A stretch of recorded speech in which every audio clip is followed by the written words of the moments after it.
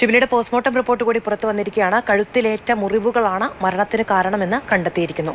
ശരീരത്തിൽ ആകെ 11 മുറിവുകളാണ് ഉള്ളത്. അഖില CP വിവരങ്ങൾ നൽകും. അഖില, പോസ്റ്റ്മോർട്ടം റിപ്പോർട്ട് പുറത്തു വരുമ്പോൾ കൂടുതലായി മനസ്സിലാകുന്ന കാര്യങ്ങൾ എന്താണ്?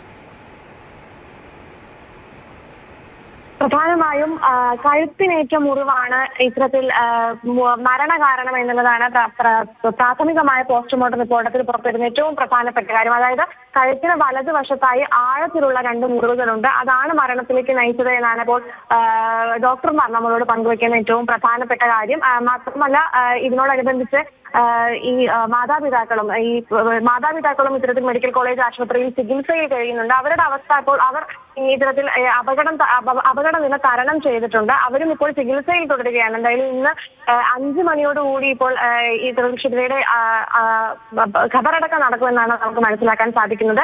ഇത്തരത്തിൽ ആഴമേറിയ കരുതിക്കൂട്ടിയ കൊലപാതകം, ആ മുറിവിന്റെ ആഴം കണ്ടാൽ തന്നെ അത് കരുതിക്കൂട്ടിയ കൊലപാതകമാണെന്ന് വ്യക്തമാക്കുന്നതാണ് മുറിവ് എന്നാണ് ഇപ്പോൾ ഡോക്ടർമാർ നമ്മളോട് പങ്കുവയ്ക്കുന്ന ഏറ്റവും പ്രധാനപ്പെട്ട വിവരം. ശരി.